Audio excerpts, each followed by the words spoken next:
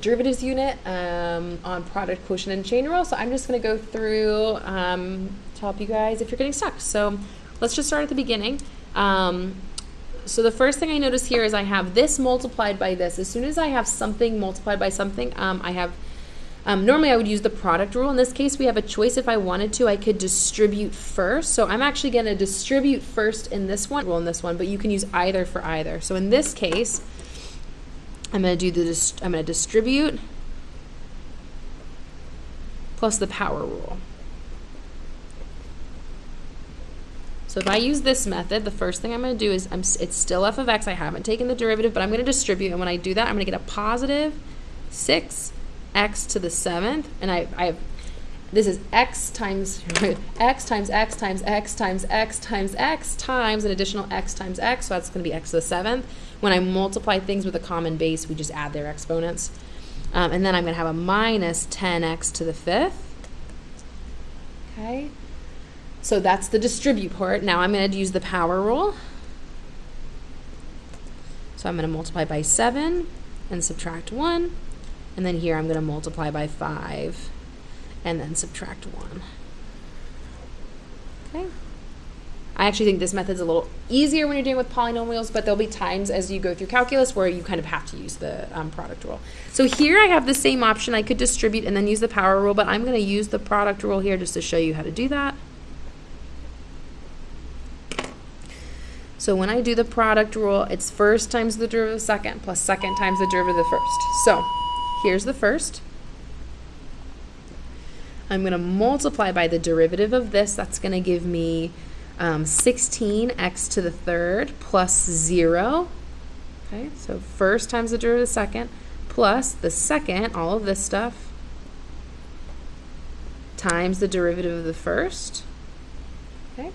Now I'm going to simplify this all out a little bit. So this is going to give me a 16x to the 5th plus, I'm going to have to distribute this 2x. So that's going to give me a plus 8x to the 5th plus 8x. So if I simplify that one last time, that's going to give me 24x to the 5th plus 8x. Okay, so in this case I used the product rule. You'll notice for these problems it's actually a little bit more expensive, but there really are times where the product rule is more efficient and the better option. As things start getting a little more complex, like number 3 and number 4, I am just going to use the product rule for both of these. As soon as I have something multiplied by something else, I do the product rule. I can't just take the derivative of this, and multiply them together. I have to use the product rule. So here we go.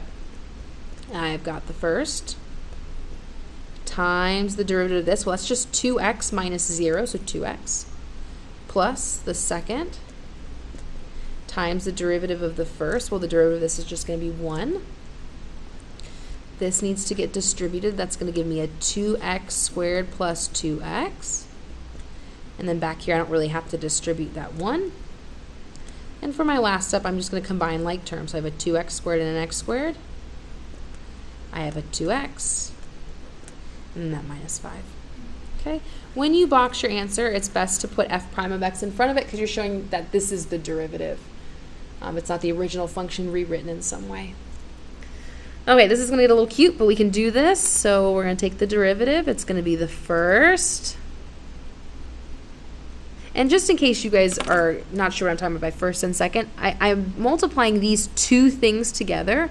This is the first thing and this is the second thing. So that's what I'm referring to when I say first and second. It's just the two things multiplied together.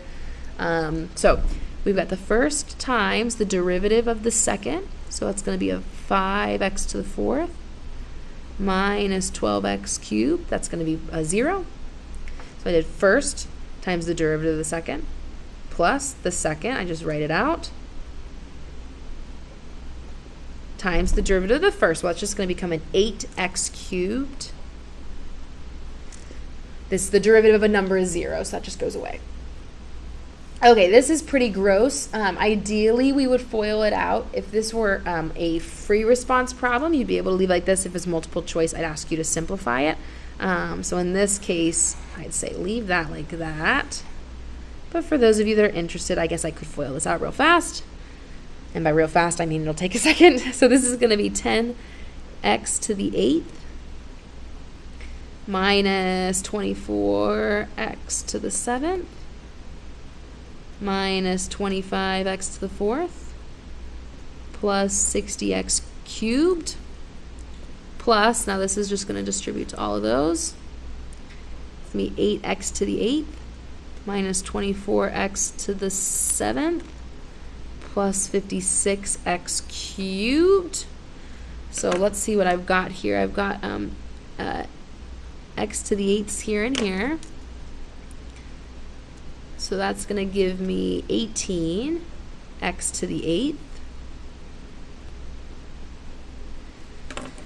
Okay, now I have some x to the 7ths. So I have minus 24 of that twice, so it's going to be minus 48 x to the 7th. I think this is my only x to the 4th. And then I have some x cubes here. So that's going to give me, 116 x cubed. So I really hope I did that arithmetic right. I'd leave it like this for something this gross. But there you go.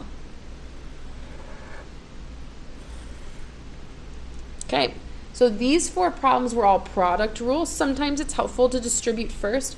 If this were a quiz or a test or something, if I didn't tell you explicitly what to use, you could always distribute first. But if I asked you explicitly to use the product rule, then you'd have to go through the product rule process. So let's skip down here. We're going to do quotient rule now. I know these are all quotient rule problems because I have something divided by something else. I memorized the quotient rule as down d up minus up d down over down down. A lot of people will do low d high minus high d low over low low. Or I guess you could do something like bottom times the derivative of the top minus top times the derivative of the bottom over the bottom squared. There's a lot of options for how to memorize it. Just do what's best for you. But I will be using down d up as we go through this. So let's jump into number 5. If I want the derivative, I'm going to do down, so I'm going to use the bottom. D up, so that means multiply by the derivative of the top. So down d up minus up d down. That's going to give me 3x squared plus 0 over down down. So it really just means the bottom squared. Let's see if I can simplify this a little bit. We're going to get a little snug on space. If I distribute this, I'm going to get a 25x to the 7th plus 50x to the 4th minus, this is going to give me 15x to the 7th. I know it's really tempting not to write the bottom each time, but if we put that equivalent expressions otherwise, so if I simplify this top a little bit, that's going to give me 10x to the 7th plus 50x to the 4th. Notice I had 2x to the 7th terms. That's why I was able to combine them. Over, down, down. Okay, so let's do it again. Number 6. Move this down just a little bit. Okay, we've got a down d up, so bottom. So this is the bottom, the down. The derivative of the top is going to be a 32x cubed. I multiplied by 4 and subtracted 1 for the exponent. So down d up minus up d down. That's going to give me 12x squared over down down. Hey, wool. Give me some fun arithmetic here. Okay. We're going to distribute. That's going to give me 128 x cubed plus 32x cubed. Guys, if you're doing, I don't mind if you do like a 4-function calculator to evaluate some of these, like 4 times 32s and stuff. That's not the important part of this problem. The important part is using the quotient rule correctly.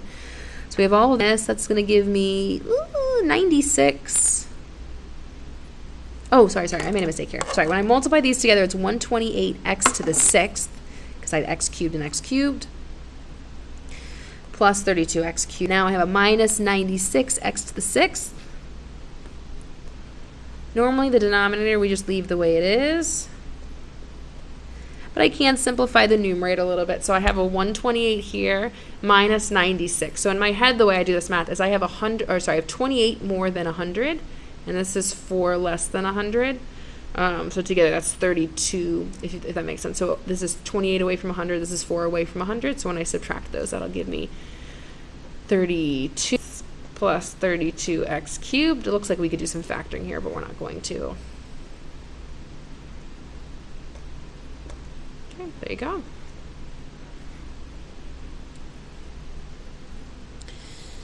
Okay, number 7. This one looks a little nicer. So if I do the derivative, it's going to be down d up. So we're going to take the bottom. Okay, so now we have to multiply by the derivative of 4. Well, we say when we take the derivative like of a number, it goes away. Really, it has a value of 0. So it's down times 0. So down d up minus up. The derivative of this is 2x over down, down. So when I look at this, anything times 0 is 0. So that term goes away. So all I have left is a negative 8x in the numerator and an x squared minus 4 in the denominator. I forgot to square those. Okay. Okay. I'm going to leave number 8 for you guys to do, but that should give you a good go for the quotient rule so far. So let's go on to the back. So far we have the product rule for things when things are multiplied together. We have the quotient rule for when things are divided. Now we have the chain rule, and the chain rule is when I have stuff inside of like my parentheses. So that's x minus 6 all cubed. It's not just x cubed, it's x minus 6 all cubed.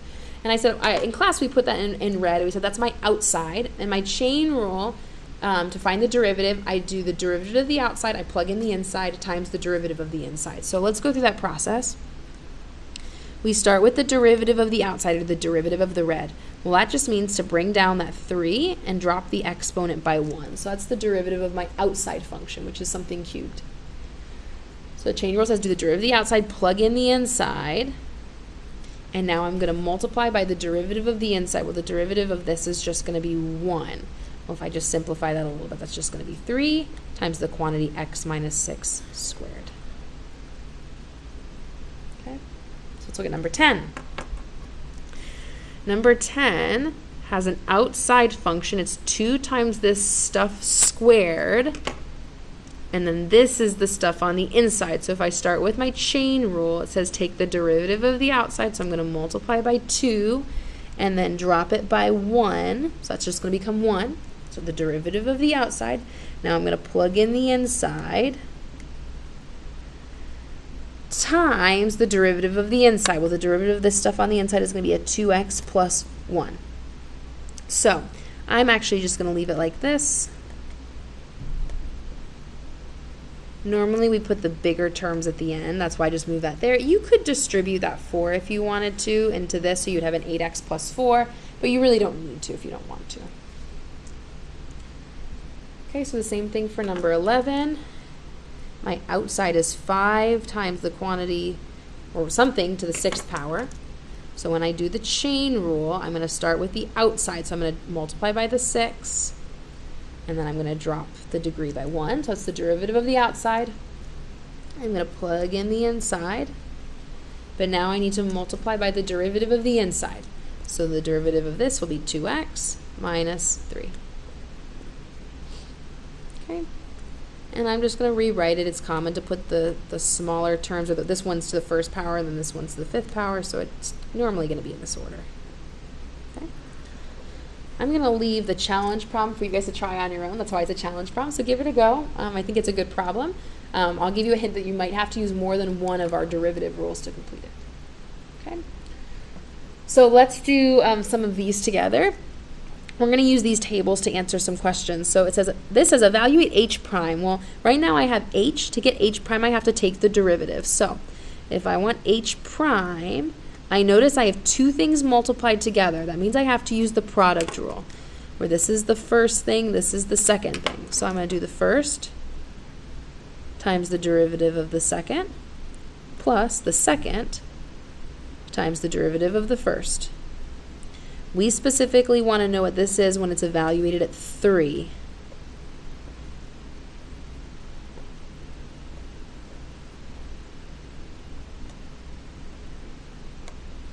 Okay, so let's take a look. F of 3 is 4. G prime of 3 is negative 1. And these tables are a little bit different than ours was last time. Last time we had x's up here and then the functions down here, so just make sure you're reading carefully.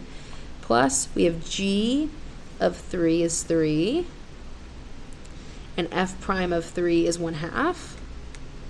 So that's going to give us a negative 4 plus 3/2. This is the same thing as 1 1/2. So I'm adding 1 1/2 to negative 4, so you could either leave this as a negative 2.5 or a negative 5/2. They're the same thing. One's just a decimal, one's a fraction. Okay? Okay, well now we're going to compute k prime of 1. Well, k is this, and it's two things being divided. So if I want the derivative, I have to do down, d up, minus up, d down, over down, down. We specifically want k prime of 1. So I would normally write all this out with 1 written in, but I'm a little low on space. Oh, sorry, I didn't realize this was out of the way earlier. I'm a little low on space, so I'm just going to plug 1 in right away. So I need g of 1, which is 2, times f prime of 1, which is 1, minus f of 1, which is 1, and g prime of 2 over g of 1, 2 squared. Okay, well that's going to give me 2 minus 2 over 4. Well, 0 divided by anything other than 0 will be 0. Okay. A for 14 is similar to A for 13, so I want you guys to try that by yourself, but we can do part B together. Notice that I have f of g of x. That's a chain rule because I have something inside of something else. Specifically, g is being plugged into f. So I'm going to start by finding the derivative. Remember, it's the derivative of the outside, so that's f prime. I'm going to plug in the inside, and then I'm going to multiply by the derivative of the inside. Okay. So now I want k prime of 2, so that's going to be f prime of g of 2 times g prime of 2. Now, I have to use order of operations here, so I need to do this stuff on the inside before I can evaluate this f. So it's going to give me f prime of, well, what is g of 2? G of 2 is 2. So this now has a value of 2. Okay. F prime of 2 is 3/2. G prime of 2 is negative 1. So our final answer for this is a negative 3/2. Okay. So there's a video for you guys on most of these problems. I just skipped a couple, so make sure you give those a try, and I'll see you guys soon.